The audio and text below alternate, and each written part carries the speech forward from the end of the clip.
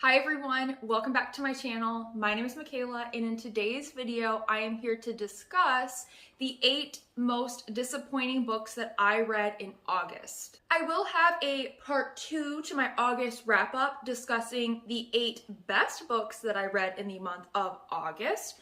But let's go ahead and get right into this video. The first book that I am here to discuss is A Twisted Love Story by Samantha Downing. I am extremely sad and disappointed that this book is featuring in my worst of wrap-up video because I was so hyped and excited for this new release. I read my first Samantha Downing book earlier this year, and then I read another one and I loved both of them, and this has become a new favorite author of mine. So I was very hyped for her new release. Unfortunately, A Twisted Love Story did not live up to my expectations. It did not live up to what I have come to expect from this author, Samantha Downing. I was so disappointed with this one because I know what this author is capable of. I know how well she can write and what she can do with a mystery. I know the places that she can go. And I do not understand this book, and I do not understand it coming from this author. It almost read to me like she was given a very strict deadline and she just pumped out like a half-formed idea and threw in a bunch of words to pad the page count.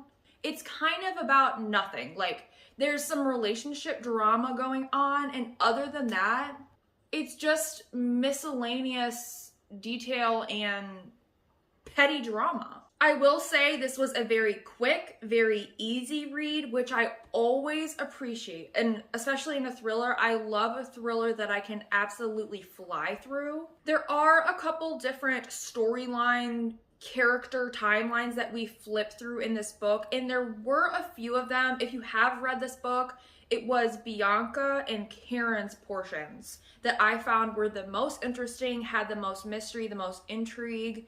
Unfortunately, those two characters were only like sub-characters, subplots in this story, which is essentially about the petty relationship drama between the main man and woman characters in this book. I typically am frustrated when I'm reading domestic thrillers and it's just about relationship drama. That typically tends to frustrate me and put me off the book. And I will say, for some reason in this one, I wasn't too irritated by the drama.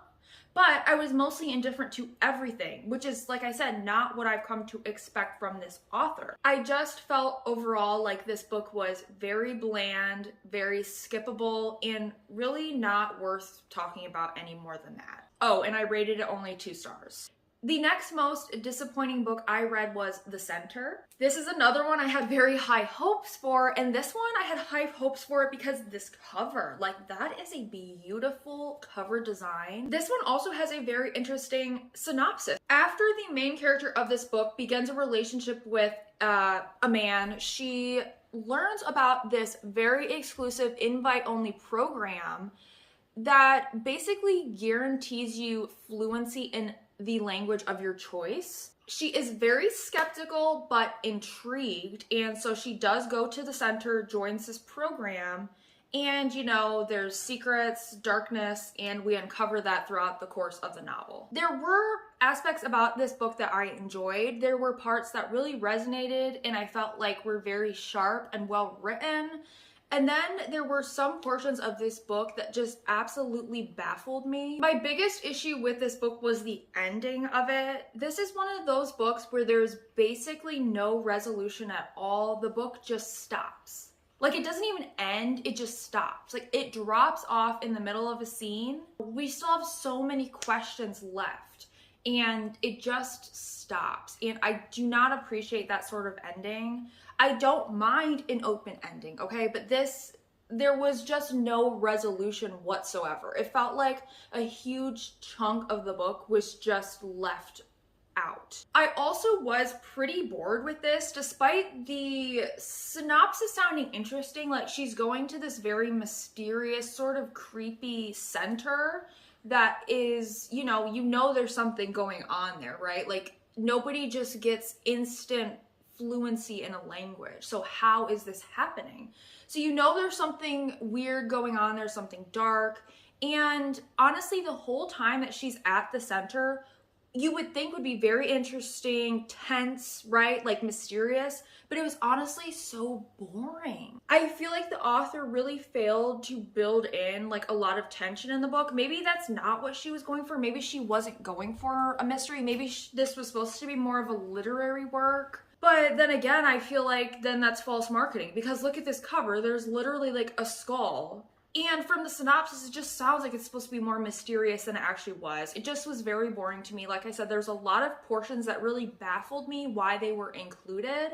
If you want more like specific spoilery details, you can go to my Goodreads review, because I did add a lot of like spoilery thoughts in there, but I'm not going to get into that in this video. There was one little detail I love that the author mentioned. She mentions in this book, The Turn of the Screw by Henry James, which I did review in my July wrap up. And she literally says in this book, he writes in a way that is deliberately obscure. And yes, that was so validating to me to read, because that was like exactly my thoughts reading The Turn of the Screw. So that was just a moment that I connected to and liked that she put that in there. But overall, I found this book very boring. Very boring. I would not highly recommend it. I also rated The Center a 2-star. The next book I was disappointed by was Disturbance by Jenna Clark. This was yet again another 2-star read for me. This one, once again, this very amazing synopsis sold me. This is the like 1-sentence pitch on Goodreads. It says, a spellbinding, genre-bending debut that follows a woman's attempt to heal from an abusive relationship with the help of black magic. Okay, that sold me, right? Like that sounds so interesting and cool, but I just did not get the point of this book. It was such an unenjoyable read. All of this book seemed to be to me was many vignettes of the main character remembering different times of her ex-boyfriend abusing and gaslighting her. There was very detailed descriptions of the abusive and controlling relationship with her ex that was very difficult for me to read. I really did consider DNFing this one, because there was like I said, I felt like all it was detailing many different examples and scenarios of abuse. So I considered DNFing it because it was frustrating, I wasn't enjoying it, but it's such a short book that, you know, I didn't feel like it would take me that much time to just read to the end. But by the time I got to the end, I just wanted way more. I wanted less focus on the abusive ex relationship and more focus on, you know, the main character using black magic and kind of diving into the occult and some sort of dark world. You know, I thought it was gonna be more of that sort of thing. I don't know, I just didn't get the point of this book. I didn't get why I needed to read it. So yeah, that one was only a 2-star for me. Oh, okay, he's back. Okay, here, don't. Okay. Look. Oh, I put all those peanuts out for him. He's going and he's burying them. He's not even eating them. Okay, that's enough squirrel content for one video. The next 2 books, I'm gonna speak about these really quickly together. I read 2 Agatha Christie's that I was very disappointed by. They were both 2-star reads.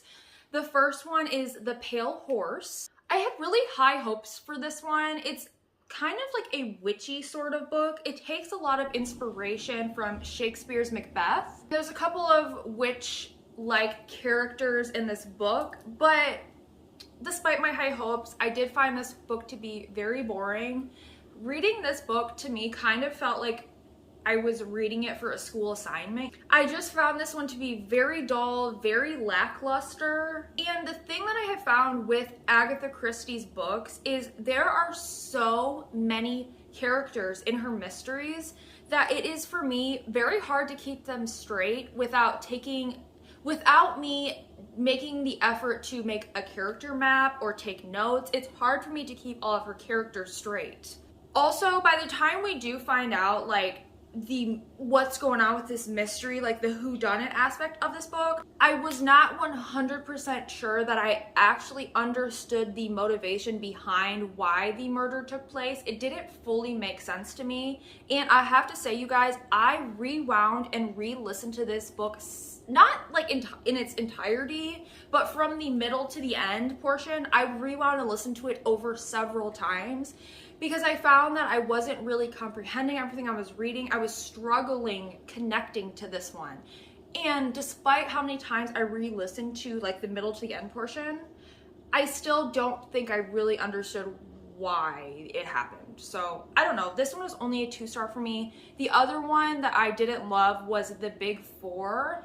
This is the 5th book in the Hercule Poirot series. I think I read by someone that this was Agatha Christie published this story as like a lot of short stories in a magazine or something. Like different issues of the magazine would have portions of this story come out. The Big Four does take place over a very large span of time, so I can really see how this book may have started as like many different short sections that were then compiled into this novel. There's just a lot going on in this book. What I have found is Agatha Christie has a typical formula that she follows where her murder mysteries take place in small towns. They're usually set around like a very isolated cast of characters, and they're usually involved in some sort of poisoning to do with like wanting to claim an inheritance, some sort of like domestic sort of plot like that.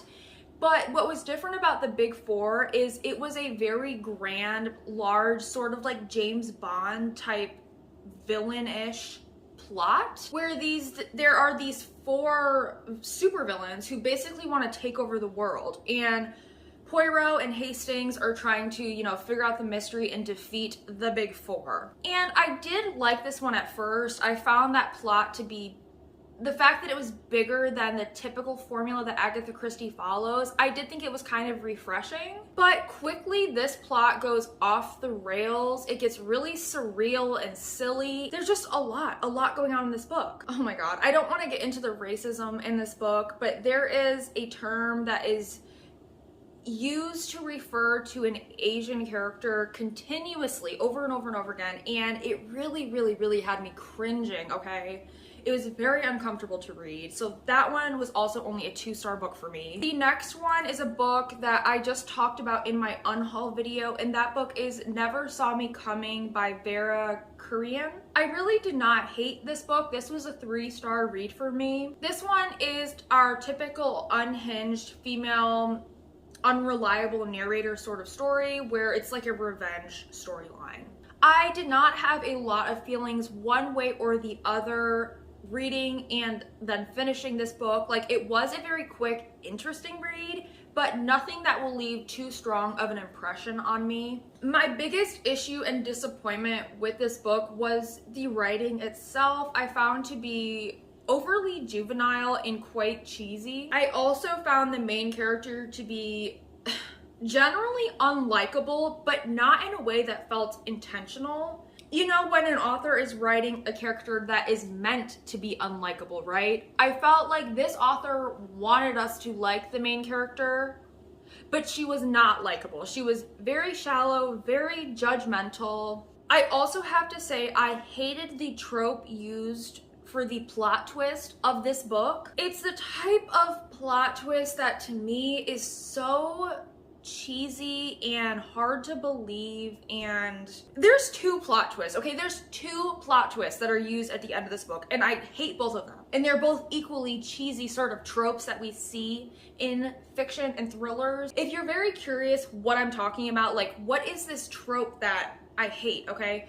If you have read Lisa Unger's book, Secluded Cabin, Sleep 6, then you will have an idea the type of trope that is used as a plot twist in this book that I hated. Like I said, this one isn't terrible despite me having gripes about it. I would not discourage you from reading this if you do like have this book on your TBR. Give it a go, but for me, it just does not stand out. So that's a 3-star book. The next one is She Started It by Sean Gilbert. This is a thriller following a group of young women who are going to a bachelorette party that takes a very sinister turn. On Goodreads, this book is pitched as The Lord of the Flies meets And Then There Were None, but with Instagram and too much Prosecco. That synopsis is very fun, very intriguing. It sounds like that brand of like summer beach quick read thriller, but I gotta say, this one really did not do it for me. I will say, if you love a revenge book, typically I do, okay, I do enjoy seeing people get their sweet revenge, you know? If you also love those books, I would encourage you to maybe give this one a try, because that is essentially what this book is it's like a revenge storyline. I appreciated that aspect of it and that was fun. However, I did feel like this story tended to move in circles a lot. Most of the chapters of this book revolved around silly drama that does not and did not actually move the plot forward. There's so much content in this book, and that is all it felt like to me, was just words, just content, you know? The bulk of the story does not move the plot forward. We have half the book being flashback chapters, which felt very superfluous. I did not understand why we needed so much in detail those flashback chapters, okay? And basically what we're getting from those flashbacks is you understanding why this character is trying to get their revenge. But I really feel like we could have gotten an idea of that without needing to dedicate so much of the page count to it. So this was a 2-star for me. Overall, I didn't hate it. I wouldn't discourage you guys from reading it. Like I said, if you do love a revenge storyline, you know, check this one out. You might like it, but overall, I don't think this one was just really not for me. The final book I have to talk about in this video is Strange Sally Diamond by Liz Nugent. This was another one that I was very, very excited for. It did sound like a very interesting book. We're basically following a character who is very different. She is very strange, isolated, and she has some things from her past that she is trying to uncover. Honestly, for me, this storyline went somewhere that, based on the synopsis, I didn't feel like I was really warned for where this book went, and that bothered me because where this book goes is very, very dark, and it's not something personally that I would have voluntarily chosen to read about. I really do feel like there could have been a way for the author to tell this very interesting story about this very fascinating neurodivergent main character without this story going somewhere so deeply horrific. From the beginning of this book, I truly, honestly, genuinely predicted that this was going to be a new all-time favorite for me. I remember having the thought reading this that I am actually going to film a standalone video on this book, giving you guys a book review for it, because I loved the beginning start of this book,